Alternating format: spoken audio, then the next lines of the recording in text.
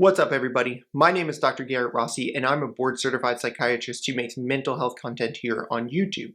If you're new to this channel, I would love to make you a member of the community. It really helps me to know that this information is valuable to you, so please consider liking the video and subscribing to the channel. And if you're a returning viewer and subscriber, thank you so much for all of the love and support. The topic of today's video is one that's extremely interesting to me because it's all over the news right now. So as many of you might have seen, there's an individual named Sam Bankman, the one-time billionaire turned cryptocurrency supervillain. He owned this company, and at its peak, this company FTX that he owned and ran, had an in-house performance coach, a psychiatrist by the name of George K. Lerner. Now, it's unclear how many individuals at the company Dr. Lerner treated, but he did admit to treating some individuals that worked for the company for ADHD, and he even stated something like the rate of ADHD at FTX was in line with most tech companies, whatever the hell that means.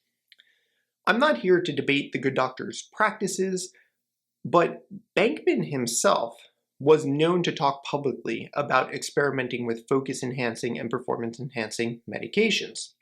The main medications he allegedly used to become limitless were stimulants, such as Adderall, and the more interesting one to me, and the topic of today's video, is going to be the Selegiline patch. Okay guys, so today we're going to be discussing Selegiline in depth, and we're going to be trying to understand why this medication that's primarily used to treat Parkinson's disease might be useful for enhancing focus, creativity, and productivity in the world of cryptocurrency.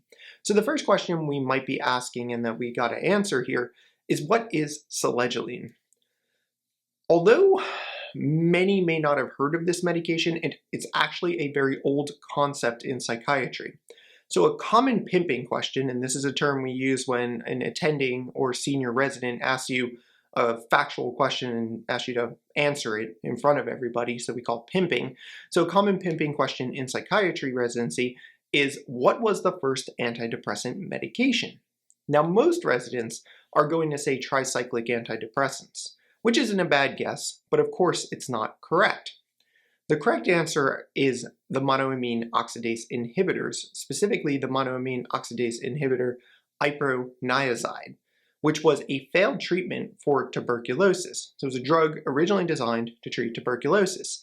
And in 1952, researchers noted that patients that were given this medication became unusually happy. And this was the birth of the whole monoamine hypothesis type of thinking.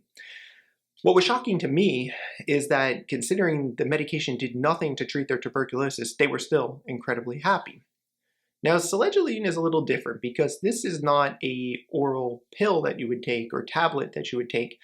We're talking here about transdermal Selegiline, which is a tissue-selective monoamine oxidase inhibitor. So this is going to be MAO, monoamine oxidase A and B inhibitor in the brain, and it selectively will bind to and block MAO-B, so monoamine oxidase B, in the gut. So if you're taking this medication in the pill form, it's going to be more monoamine oxidase B, whereas it's going to be A and B in the brain. Now this is an important point, and we're going to talk more about it in the next section. Okay guys, so the next question that we have to answer is, how do monoamine oxidase inhibitors work?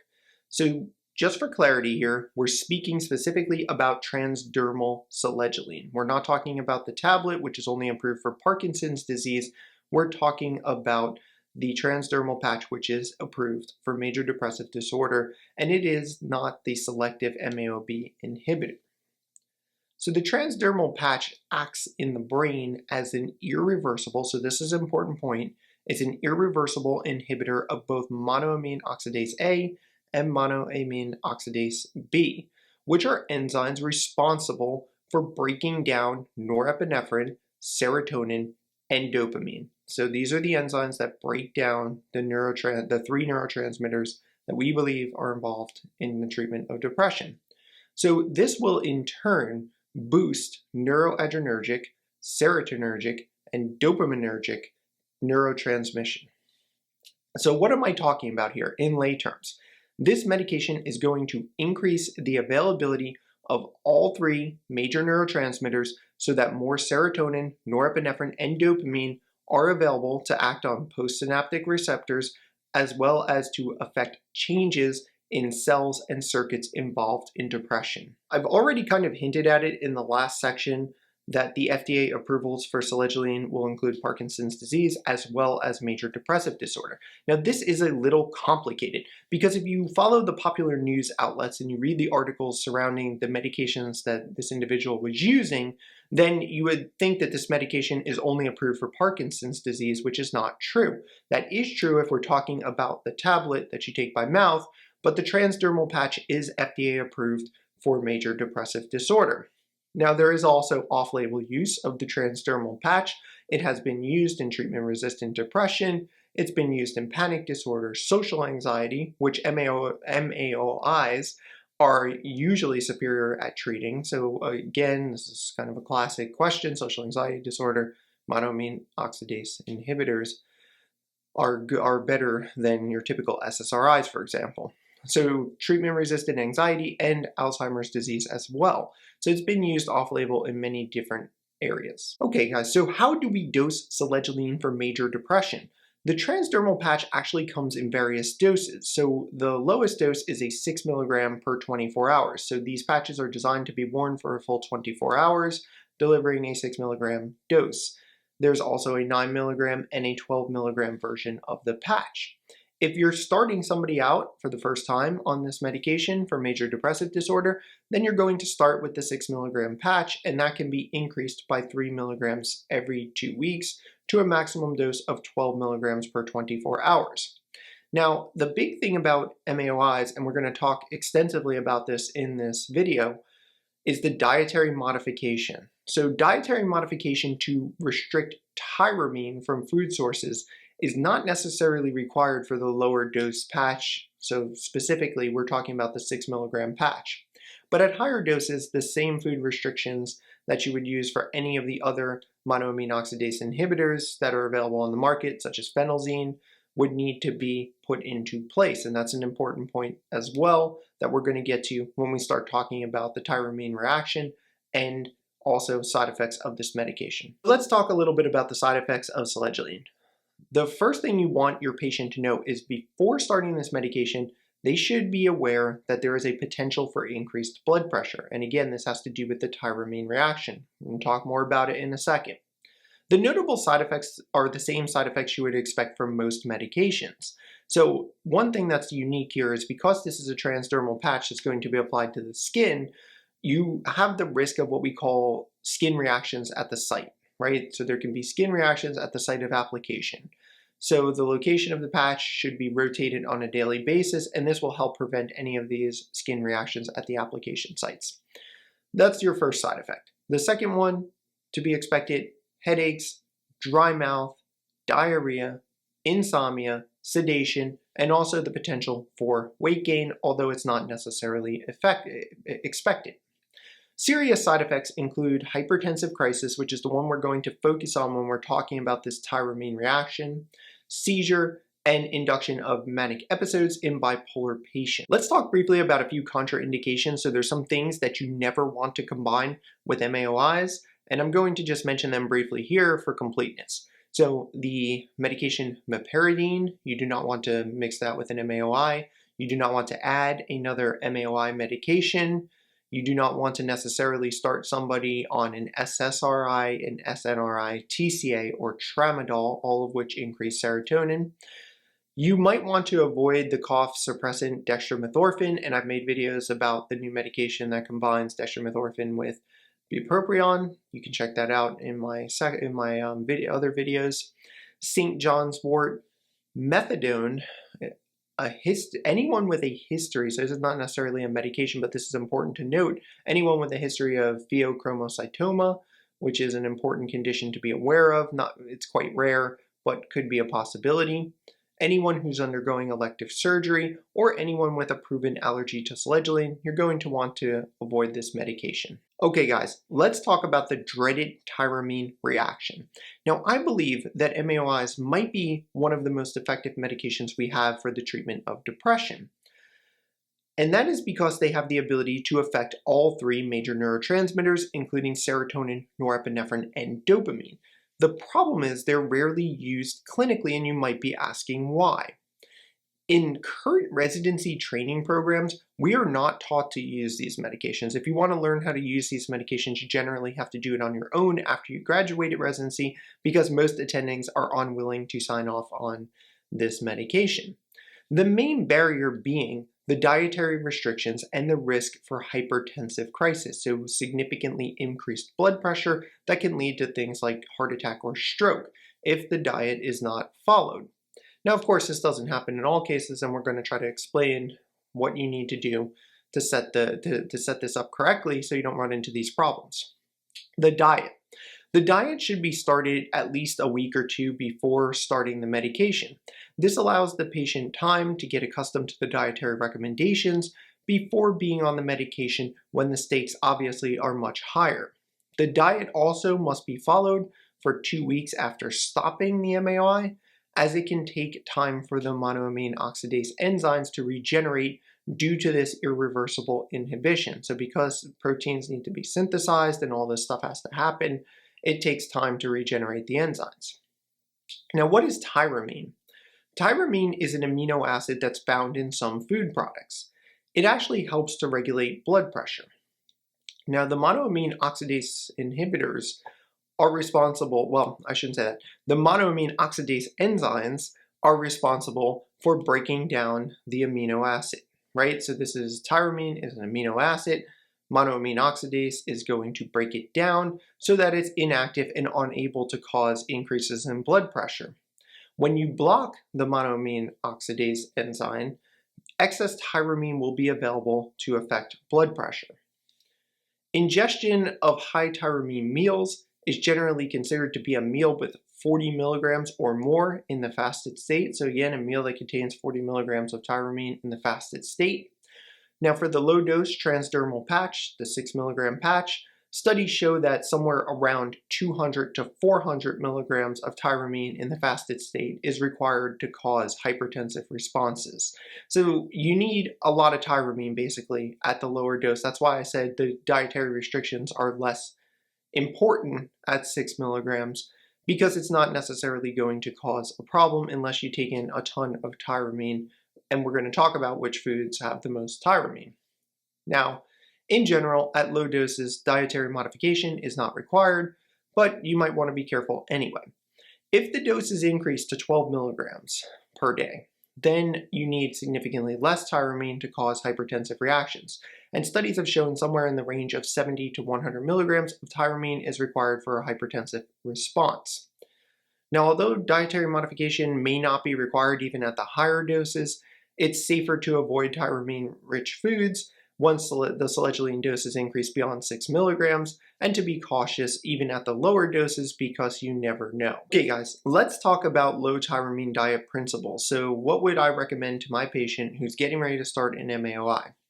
Now, once the patient is on the MAOI, the first rule that you want to tell them is that they should only be eating things that are fresh.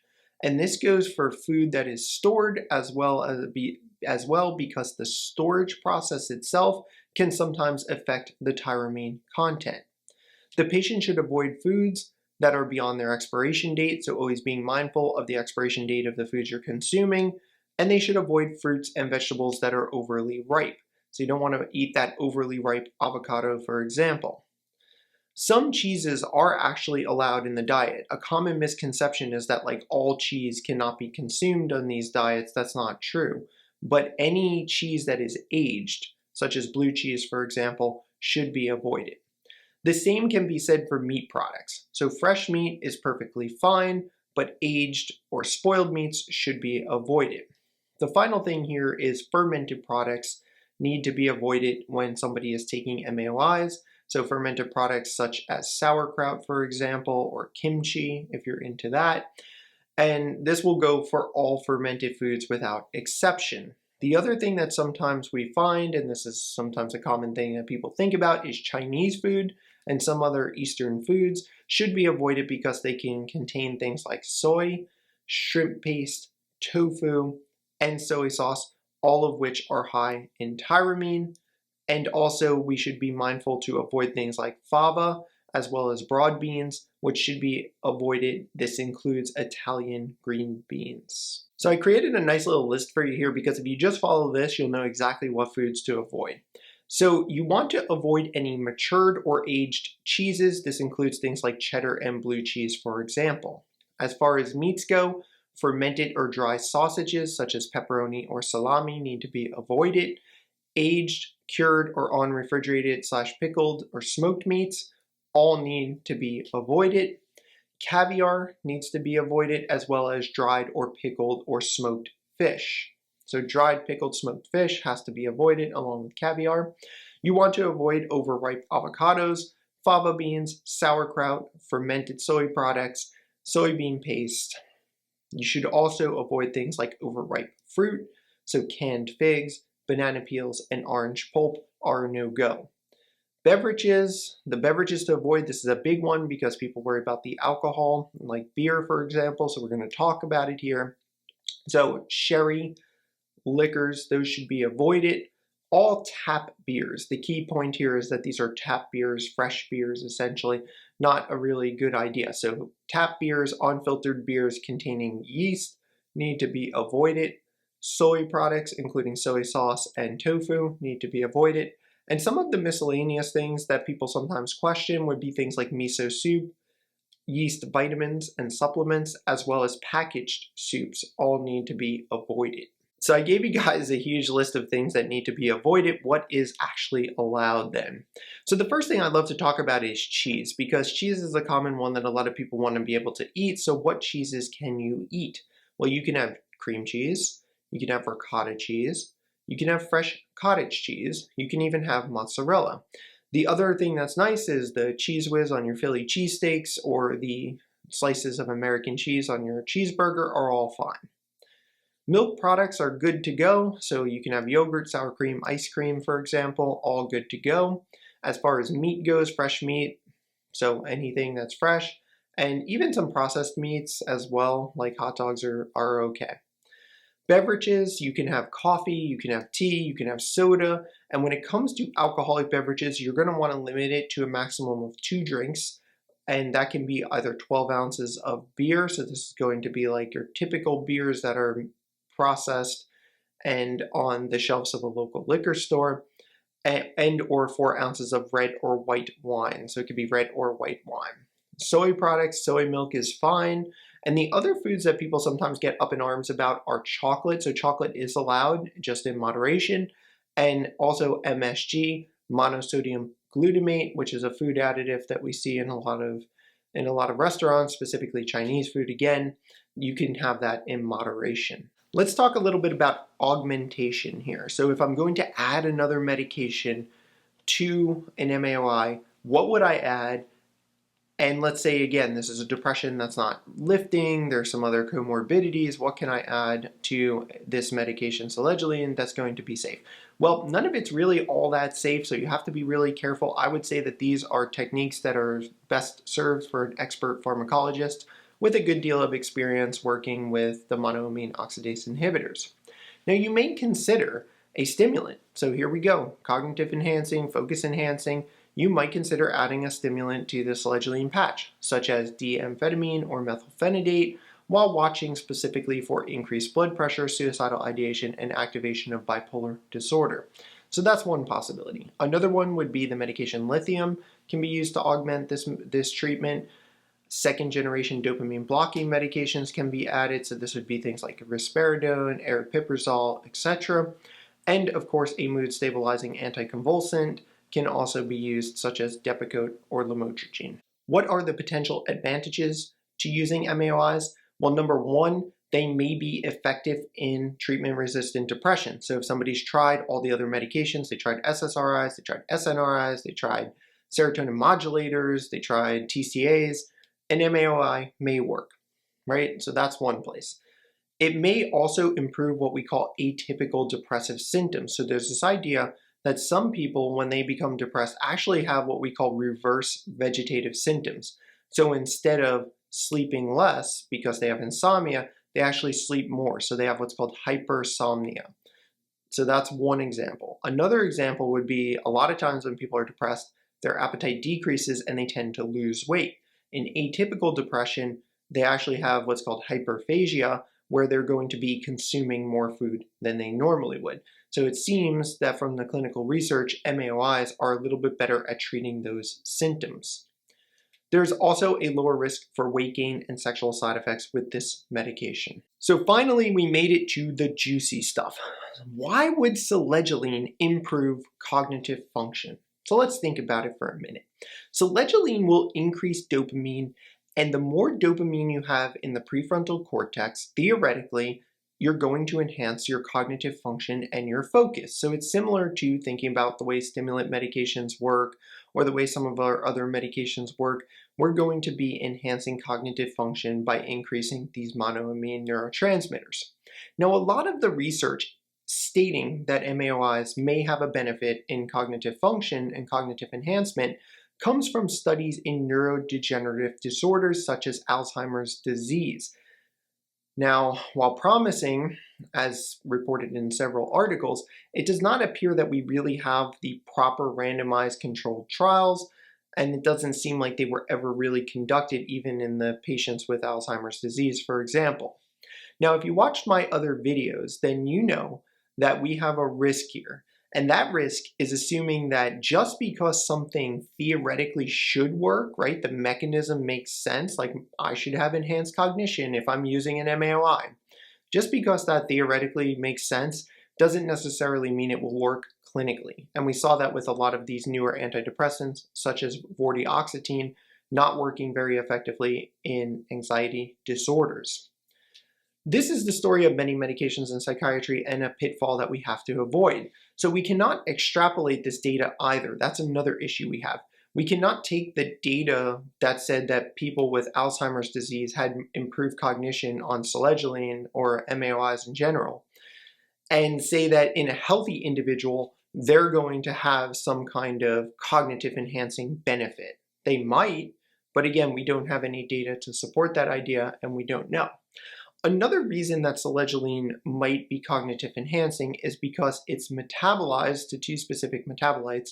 It's metabolized to L-amphetamine as well as L-methamphetamine. So L-methamphetamine, like the recreational drugs, right, that we're talking about, you've probably heard this before, and again, amphetamine are well-known stimulants, and these may improve symptoms of attention ADHD, basically, right? So these may improve symptoms of attention deficit hyperactivity disorder. So ADHD might get better because of the metabolites that are being formed when this drug is metabolized. Again, this is theoretical. We have never proven this to be a fact. We don't know for sure, but we do know that based on the metabolism, it makes sense that it might enhance cognition and might even help in the treatment of ADHD and possibly even healthy individuals. As we know, stimulants are effective even in people who don't have ADHD for improving concentration and enhancing cognitive function. People often forget, and this is another important point that I want to point out here, that depression itself is a major reason for cognitive problems. I don't think my patients give it enough merit, and I think sometimes we gloss over this fact, that depression in elderly patients, and anybody for that matter, is sometimes referred to as pseudo-dementia. And what we mean by pseudo-dementia is that it looks like the person has a major neurocognitive disorder, but it turns out they're just severely depressed. So pseudo-dementia is something to look out for, and obviously the cognitive effects of depression are something to pay attention to as well. Now, it's possible that the improvement that one would feel, so if I'm on the Selegiline patch for major depressive disorder, the cognitive enhancement that I'm getting from this medication is related to the improvement in the symptoms of depression itself.